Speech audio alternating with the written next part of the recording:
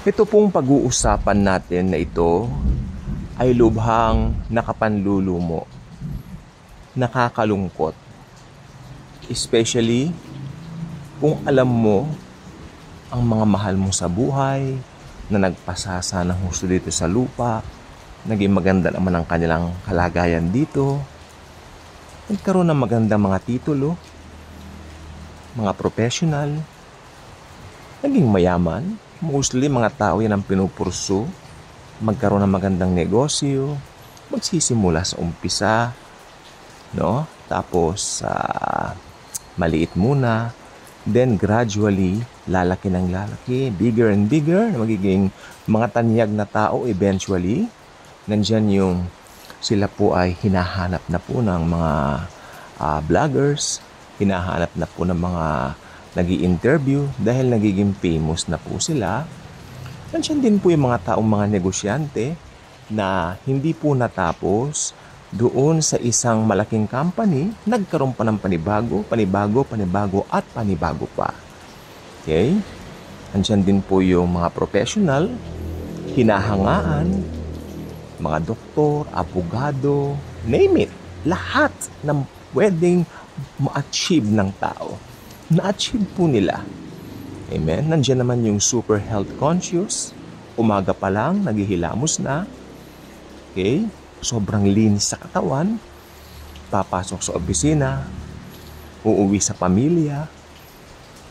Magandang ehemplong pamilya. Okay. Tapos, active sa mga physical activities dahil ayaw dapuan ng karamdaman. Pero meron silang isang nakalimutan. What I mean, lahat ng mga binanggit kong ito, ikulong po natin sila sa isang circle na bilog, meron po silang nakalimutan. Remember, yung huling sinabi ko, isang mabuting ehemplong pamilya, meaning mababait. Lumaki sa rehilyon, lumaki sa pagmamano sa matatanda. Alam ko ang sinasabi ko po, ganyan po yung mga unbeliever na kamag-anak ko. Okay? Sad to say, pinagtawanan po nila itong gawain natin noong 2014 habang nasa hapagkainan kami. And then, dumating ang 2021 na COVID silang mag-asawa. Wala na po sila ngayon. Nadurog ang puso ko upon hearing it. Hindi ko po sila kamag-anak na as in first degree, I think nasa second degree po. So, medyo may kalayuan din.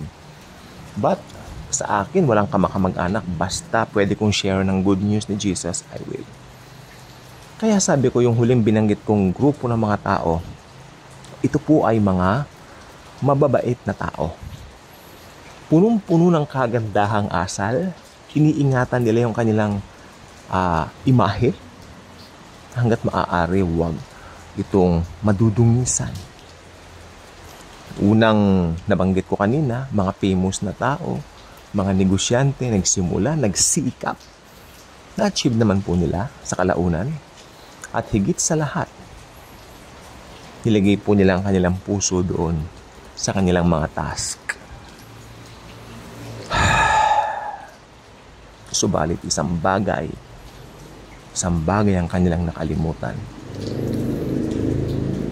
At ang pinakamalungkot nito, yung bagay na kanilang nakalimutan, ito po ang bagay na pinaka-importante. Ang makilala at tanggapin si Lord Jesus as their own very personal Lord and Savior. Again, uulitin ko, nakalimutan nilang aksepin si Jesus as their very own personal Lord and Savior at maniwala sa tinapos niyang gawa sa cross of Calvary. They all died. Namatay lahat ito. Dahil lumipas ang panahon, namatay lahat itong mga taong ito. Dinala sila sa isang place na kung tawagin ay hell, or in Tagalog, impyerno. Don't get me wrong. Sinalin itong impyerno at hell. Pero sa Griego, ito ay sinalin bilang Hades or Hades. Bahala ka kung paano mabigkasin, kaibigan. Pero Hades po yan. Ito po ay temporary detention ng mga taong nag-reject kay Jesus as their own personal Lord and Savior. Maraming mga evangelist ang nag-share ng good news dito sa mga negosyanteng ito, sa mga doktor na to. Maraming mga evangelist ang nag-share ng gospel sa mga artistang ito, mga famous na taong ito. Maraming evangelist ang nag-share ng good news dito sa mga taong fully loaded ng pagiging magalang, di ba? Ng pagiging nag-iingat sa kanilang imahe. Ito yung mga taong meron silang gustong i-project na image sa publiko. Pag may nag-share na evangelist sa mga taong ito, kanilang binabanggit, meron po kaming rehilyon. Galangan lang po ang dapat.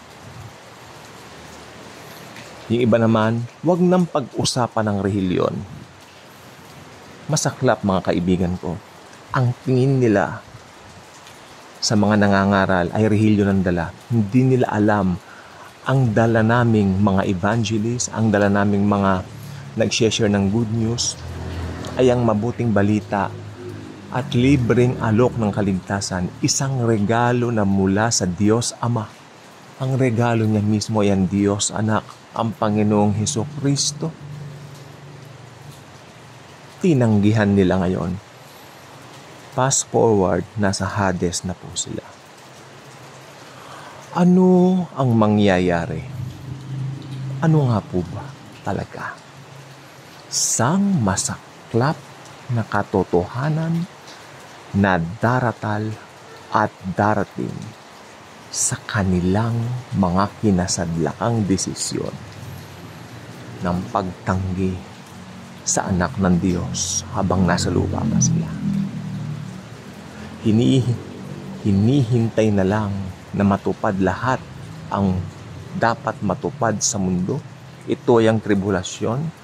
First 3.5 years, then second 3.5 years, yung Great Tribulation. But right after that,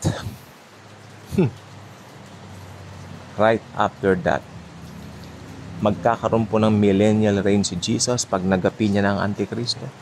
Di po ba sa second coming? At kapag napakawalan na uli si Satanas after 1,000 years, di po ba pinakawalan siya, sumandali para mandeceive?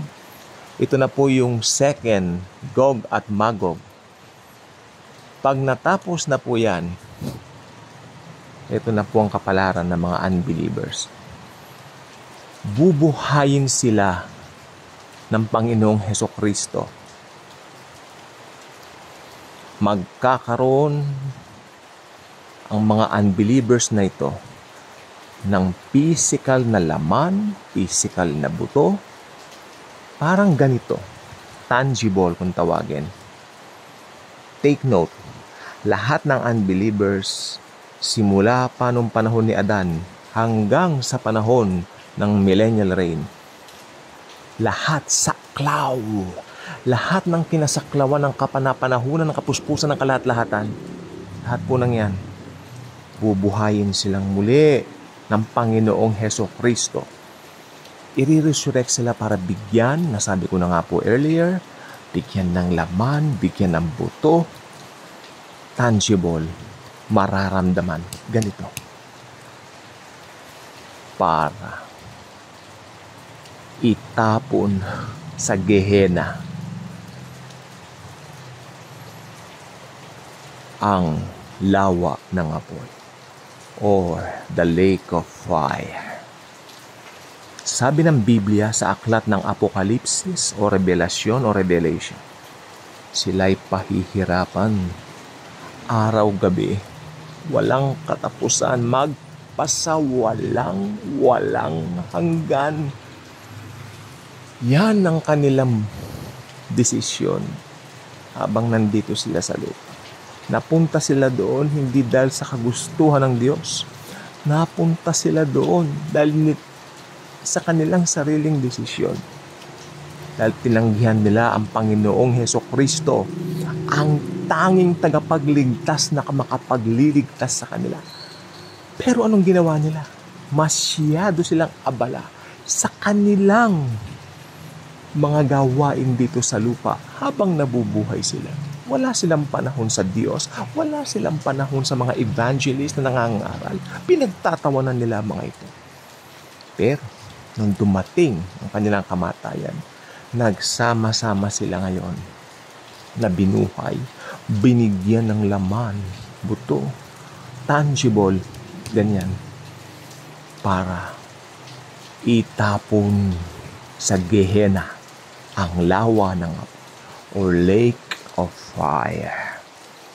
Na doon pahihirapan sila araw at gabi, magpasawalang walang hanggan.